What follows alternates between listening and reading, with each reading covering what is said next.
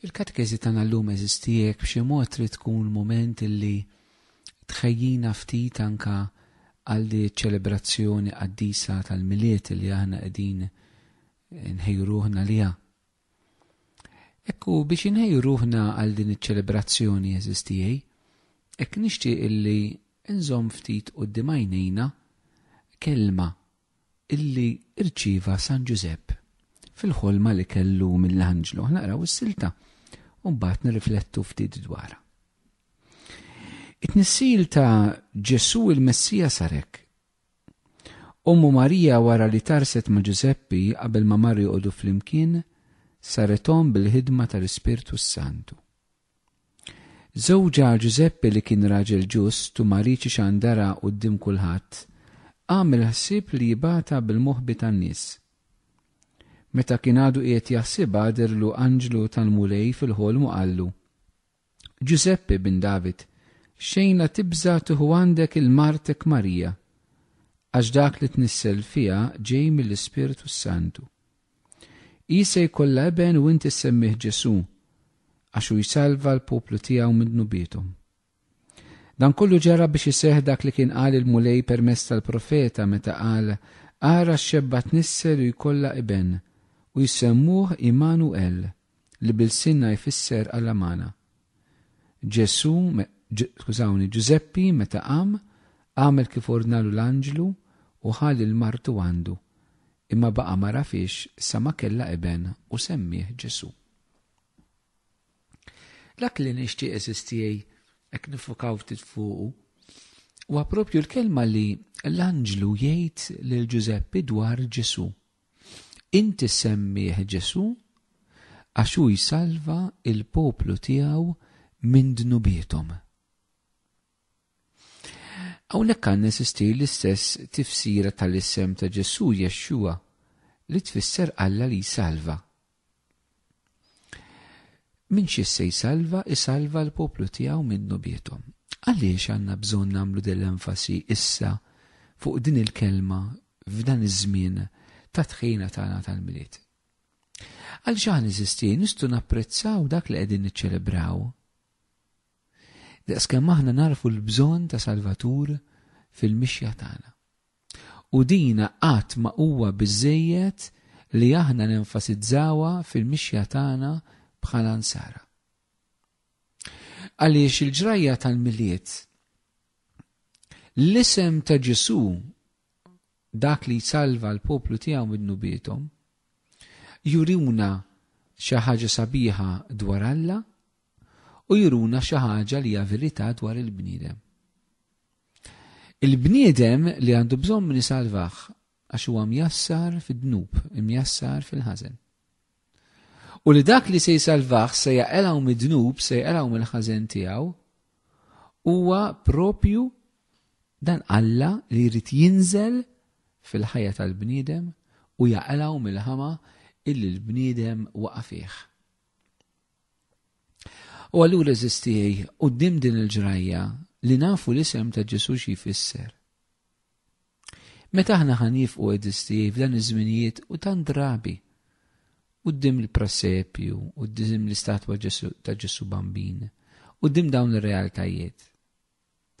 Aħna ma nistgħux ma nifqux u neħtlu daħla fina nfusna. Mhux biex nifokaw biss fuq Ġesu, però biex aħna naraw fejn aħna fil-qalb tagħna inħossux fil-verità il-bżonn ta' Salvatur fil-ħajja tagħna. Għaliex waħda mill-inganni eżistej li aħna ngħixu hija li aħna nemmnu li nistgħu insalvaw lilna nfusna. U dan minkejja li aħna mmorru l-quddies, minkejja li nqerru, minkejja li nitolbu. Ma jkollniex il-viżjoni ċara ta' minnu Ġesu li huwa dak li jsalva. Ġesu l-ewwel qabel kollox mhux sempliċiment persuna biex joqgħod jgħallimna t-tajjeb u l-ħażin, ċertament Ġesu dak għamlu wkoll. Però profondament Ġesu ġie biex lilna mhux biex jinfurmana x'inhu tajjeb u x'inhu ħażin, x'għandna nagħmlu x'm'għandniex nagħmlu. Ġesu l-ewwel ma ġiex biex jinfurmana, ma l-ewwel ġie biex isalvana. Ġie biex jaqlana, ġi biex jatina l-qawwa tiegħu. Però din tittaffronta s-supervja li hemm fil-qalb tagħna eżistij. Is-supervja tagħna li naħsbu li aħna waħedna nistgħu nagħmluha. Li aħna naħsbu li mingħajr Ġesu Kristu aħna nistgħu ngħaddu. Li aħna naħsbu li mingħajr Ġesu Kristu ħajjitna hija aħjar. Li aħna naħsbu li mingħajr Ġesu ħajti hija aħjar, li mingħajru jien nista' ngħix, li Kristu ma jagħmilx differenza fil-ħajja tiegħi, fil-mixja tiegħi. U dina forsi jeżisti aħna ma ngħiduhiex b'mod ċaru tont hekk kif qed ngħidha jien. U forsi ma nemnuhiex b'mod totali u assolut. Forsi maħniex minn dik il-kategorija ta' persuni, għax forsi kieku menti xi tisma' l-programm. Però jista' jkun li hemm ċirkustanzi fil-ħajja tiegħek li inti temmen li Kristu ma jidħolx fihom, li Alla m'għandux jidħol fihom u li dan niridu nagħmluha aħna. Pereżempju waħda mill-affarijiet li hekk iktar miegħdi żmien iktar inħossa tiżdied jien anke f'pajjiżna, hekk illi donnu Ġesu m'għandu l-ebda rilevanza soċjali. Uħud iridu jpenġu l-Kristjaneżmu, iridu jpenġu l-fidi tagħna li qiesa l-fidi tagħna f'Ġesu Kristu għandha x'taqsam biss mal-affarijiet spiritwali privati tiegħi. Fejn fin it-talb, il-karità li nagħmel jien, imma l-fidi tiegħi f'Ġesu m'għandha xejn x'taqsam mas-soċjetà, kif tinbena s-soċjetà, x'jagħmel iż-żwieġ fis-soċjetà, x'jagħti l-identità lill-bniedem fis-soċjetà, il-faqar fis-soċjetà. Donna dawk iridu nsolvuhom b'mod soċjali. Dawk irridu soluzzjonijiet oħrajn lil hinn minn Ġesu u hawnhekk m'iniex qed nitkellem minn nies li ma jemmnux eżisti. Hawnhekk qed nitkellem minn min jemmen. Min nies li morru knisja li tqarbnu. Illi qed jirnexxielna ndaħlu din il-firda fil-mentalità, din il-firda fir-raġunamenti tagħna, illi Ġesu għandu x'jaqsam mal-ħajja privata tiegħi, irid isalva lili fid-dimensjoni privata tiegħi, imma mbagħad l-affarijiet tas-soċjetà dak fidejna, dak irridu nagħmluhom aħna, kif jidrilna aħna u kif drilna aħna huwa tajjeb. Aħna ninsar eżisti ma nistgħux naraġunaw b'dan il-mod. Għaliex Ġesu ġi salvana bħala persuni, bħala bnedmin, imma s-soċjetà sieħa, bħala soċjetà, bħala tali li għandha bżonnu. Aħna ma nistgħux nilagħbu l-logħba ta' min irid jagħmel din il-logħba. Aħna ma nistgħux neħtlu f'ingann u f'gidba. Li nemmnu li Ġesu huwa rilevanti għalija fuq livell personali, però m'għandux rilevanza soċjali. Jew inkella daqskemm jaqbilli soċjalment Ġesu ndaħlu. Ġesu ma ġiex biex jagħtina tagħlim soċjali l-ewwel qabel kollox. Ukoll. Imma l-ewwel qabel kollox ma ġiex għalhekk, ġie biex jisalvana fis-soċjetà. U ġie biex jisalva s-soċjetajiet tagħna. Iktar ma s-soċjetajiet tagħna jingħalqu għal Kristu, is-soċjetajiet tagħna iktar jitkissru huma.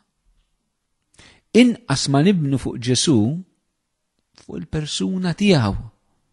Ġesu huwa ċ-ċentru tal-istorja tal-bniedem u tas-soċjetà. Jekk aħna nemmnu minnu Ġesu.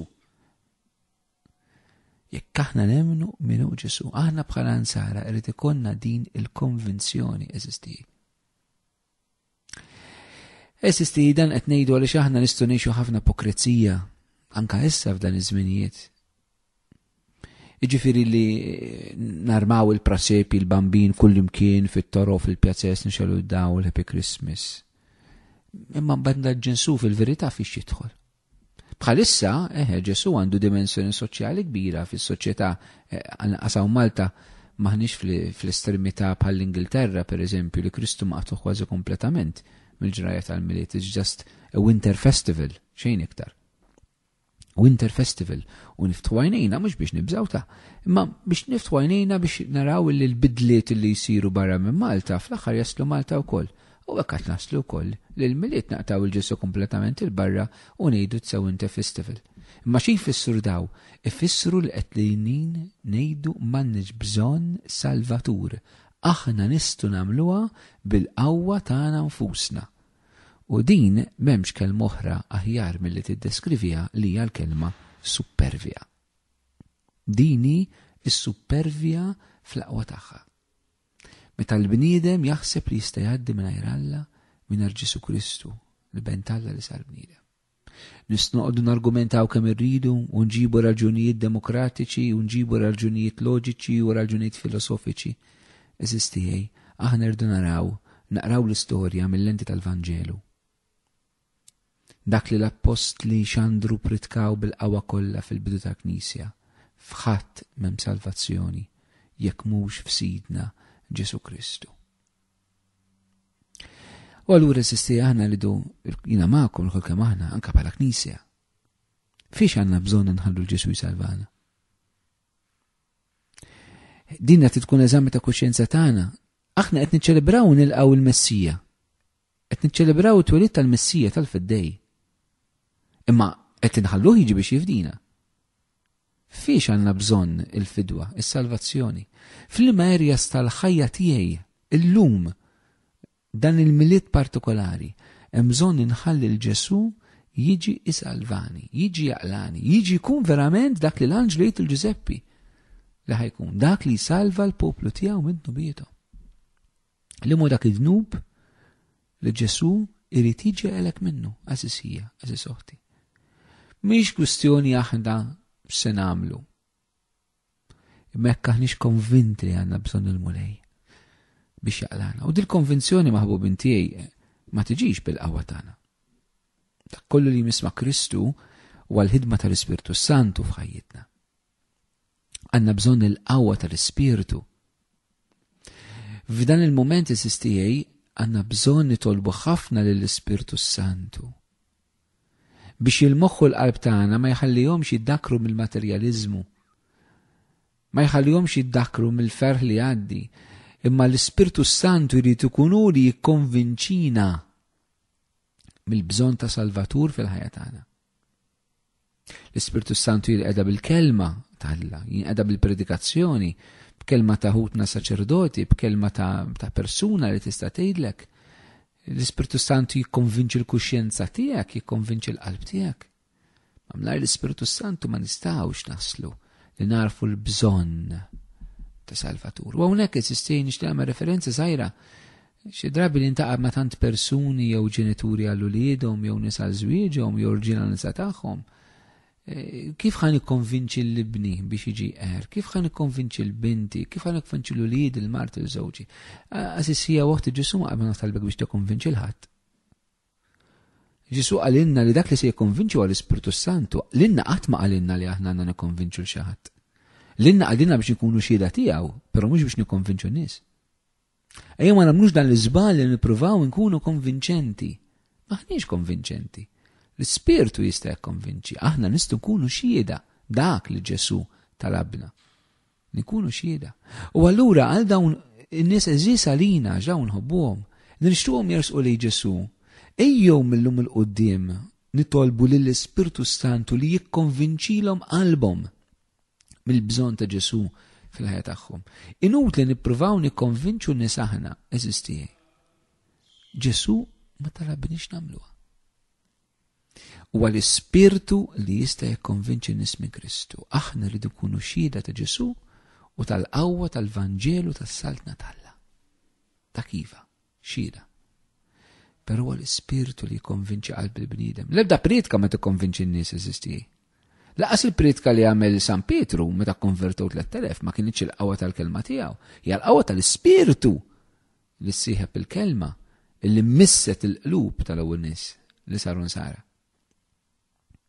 U aħna għandna bżonn mill-ġdid f'dinja pagana u materjali li qegħdin ngħixu fiha, f'dinja mingħajr Alla, mingħajr Ġesu Kristu. Li għandna bżonn fil-verità nitolbu lill-Ispirtu Santu illi jiġi jikkonvinċi qalb il-bniedem fil-verità għal bżonn ta' Ġesu. Mingħajr din il-konvinzjoni li għandna bżonn il-mulej li jaqlani, allura jiena ma nistax niċċelebra l-miliet bis-serjetà. U allura eżistijaj nixtieqek illi qabel ma nagħlqu dil-katakezi nixtieq nagħmel kuraġġ. Nixtieq nagħti ħafna tama. Naf eżistijaj li diversi minnkom, mhux kollha, ma diversi minnkom, inqas minn dak li ntaqgħin taddu minn żmien jibes. Żmien jibes fuq diversi livelli. Persuni li donkom ma tistgħux tinqalgħu mid-dnub. Ek tipprova tissielet imma tispiċċa taqaf l-istess żnub fil-ħajja tiegħek. Illum itlob lill-Ispiritu Santu jikkonvinċik li Ġesu jista' jaqelek mid-dnub tiegħek. Mill-qalb tittemmina. Għax xi drabi ngħiduha, però ma nemnuhiex minn qalbna. U San Pawl jgħid jekk inti temmen f'qalbek u tistqarb f'ommok li Ġesu l-mulej inti tkun salv. Imma l-ewwel tittemmen fil-qalb tiegħek, kulli temmen fil-qalb tiegħek mhux xi ħaġa qawwija mhux ovvja, le hija qatt profond tal-qalb tagħna eżisti. Li nemmnu f'Ġesu li jiġi bil-grazzja tal-Ispirtu. Allura anke quddiem id-dnub eżisti. Quddiem id-djufijiet tagħna, jekk tħossok dejjem tispiċċa tinkorla, jekk tħossok dejjem tispiċċa bin-nervi, taqbiżlek, tiżomm il-punt dejjem u daw tafhom u jgħiduhomlok u tbati, imma terġa' tibqa' tagħmilhom jekk sar karattru fik. Taqtax qalbek. L-Ispirtu Santu jibda lin-nies. Il-qawwa ta' Ġesu hija vera, hija reali, jiena rajta taħdem fil-qlub tal-persuni eżisti. Blanka quddiem id-djufijiet tagħna ejjew ma naqtawx qalbna. Ma naqtawx qalbna. Ejjew ma naqtawx qalbna quddiem persuni li forsi ilna nitolbu għalihom, quddiem persuni li forsi qalbhom ibbieset, quddiem persuni li forsi ma jridux jafu. Ejjew ma naqtawx qalbna. Aħna li nemmnu fit-twelid tal-Messija. Dan is-Salvatur ġej biex anka l-iktar nies li forsi għalina huma hopeless u jrid isalvhom. Taqtaw qalbkom minn ħadd, mu speċjali eżis ġenituri. Nixtieq eħeġġiġkom taqtawx qalbkom minn uliedkom, anke huma teenagers li nqabdu bid-droga għandhom dan il-vizzju. Taqtawx qalbkom, dawk huma uliedkom. Dawk huma parti minnkom. Dawk huma l-eżis tagħkom, dawk huma dawk li Ġesu fdalkom. Naf li hija qibsa, ma speċjali meta ma jrukomx rispett, meta jwaqqgħu l-kelma tagħkom, meta jisirqu lilkom, meta jduru kontra tagħkom stess. Il-qalb tagħkom tweġġa bħala ġenituri, bħalma jweġġa l-missier meta aħna nġibu ruħna b'dan il-mod għax Alla huwa mħabba. Però taqtawx qalbkom. Ġesu ma qatax qalbu minn ibnek. Ġesu ma qatax qalbu minn bintek. Ġesu ma qatax qalbu minn ommok u missierek. Ġesu ma qatax qalbu minn ħuk u minn oħtok. Ġesu ma qatax qalbu minn raġel jew mill-mara tiegħek. Ġesu ma qatax qalbu minnek. Ejjew aħna wkoll ma nqatawx qalbna minn xulxin. U dan mhux bil-qawwa tagħna, imma bil-qawwa tal-Ispirtu. Għaliex jgħinna nemmnu li ġej dan Ġesu li rid isalva il-dal-poplu minn nobietom. L-istess nixtieq nagħmel kuraġġ eżisti fejn hemm disgwit u tilwim fil-familja. Naf kemm mhuwiex faċli eżisti illi aħna nistgħu nirranġaw ċerti sitwazzjonijiet qiebsa fil-familji tagħna, mhix faċli. U speċjali fejn hemm separazzjonijiet, fejn hemm tfal li qegħdin ibatu vittmi ta' daw is-separazzjonijiet li jkollna. Naf min ma jixtaqx jissepara, min ma xtaqx jiddivorzja. Imma telqu ħaddieħor, iddivorzja ħaddieħor u spiċċa separat u divorzjat mhux għax ried imma xi ċirkostanzi ġabu hekk. Naf kemm għandna daw is-sitwazzjonijiet qiebsa. Però eżistijej, anke f'dawn is-sitwazzjonijiet Ġesu irid jidħol, irid ikun is-Salvatur. Ġesu mhux barra minn dan. Ġesu irid jiġi fejjaq il-qlub tiegħek. Ġesu irid jiġi fejjaqlek qalbek dan il-miliet hija uħti. Anke dan il-miliet se jkun realtà qiebsa lik. Anke dan il-miliet se jkun sitwazzjoni li lilek kważi aħjar ma jiġi xejn, għax iktar tkun imdejja u mdejqa, iktar se tħossok waħdek u lonely. Meta tara kulħadd jiċċelebra. Però emmen li Ġesu għandu xi ħaġa xejn lilek. Ġesu hemm xi ħaġa jrid ikun għalik. Irid jaqilek mis-solitudni. Irid tiftaħ qalbek. U nixtieq nagħmel appell jekk aħna qrib persuni li qed ibatu ditbatija emozjonali ejjew eżistien nħobbuhom fil-verità, mhux għax bil-fors ħansolvu l-problema ta' xulxin, però nistgħu nkunu preżenti għal xulxin. Nistgħu nagħtu widna għal xulxin. Nistgħu nħobbu xulxin fis-sempliċità mingħajr ma neqdew b'xulxin. نستنين لشورشين نفتحوا قلبنا الملاي.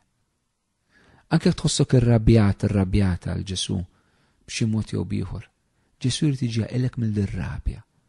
Ġesu jrid jiġi fejqek minn din ir-rabja. Anke hija rabja l-Alla. Forsi għandek marda li dan il-miliet tħoss li ma tiċċelebra xejn.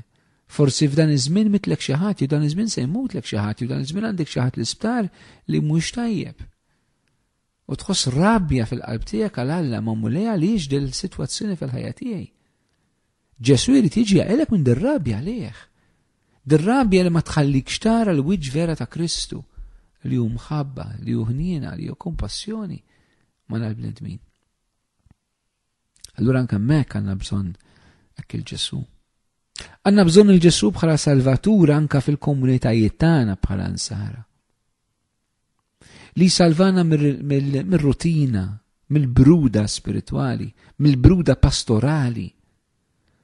Minn ċerta repetizzjonijiet ta' affarijiet li għax bil-fors irridu nagħmluhom. Mingħajr żelu, mingħajr passjoni, mingħajr imħabba, mingħajr entużjażmu, vojti mill-qawwa tal-Ispiritu Santu. Dan tista' tkun aħna saċerdoti stess u reliġjużi li ngħixu hekk, vojti mingħajr il-qawwa tal-Ispiritu, netlu biss frutina u xejn iktar. Għandna bżonn il-Ġesu. Ejja salvani minn din il-ħajja mejta li minkija fil-Knisja mejja tħaj. Jista' jkun daw sitwazzjonijiet eżistili minkija fil-Knisja ma mejt inħajja. Minkija li int saċerdot, minkija li int reliġjuż, reliġjuża, int mejja tħaj, int mejta ħajja. Qalbek vojta mill-Ispirtu ta' Alla. Kollox fl-uman, kollox fir-raġunamenti tiegħek, fil-proġetti tiegħek. L-aħħar minn kelmek kollox dwarek. Kollox bitqanżieħ. Dek bżonn il-Ġesu jsalvak, taqtax qalbek. Taqtax qalbek. Dan hu mument jgħidlu mulej, inti ġej ejja salvani minn din il-bruda tiegħi. Ejja qlani minn dan il-bruda pastorali. Ejja qlani minn din in-nuqqas ta' ħajja komunitarja.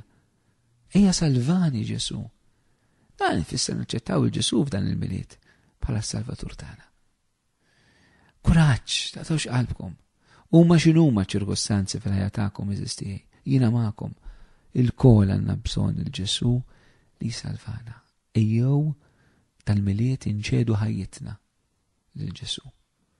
Inċedu ir-riedni tal-ħajja tagħna fil-verità. Ngħidulu mulej, ejja mexxi int. Mulej, ejja qadni mill-ġdid miegħek.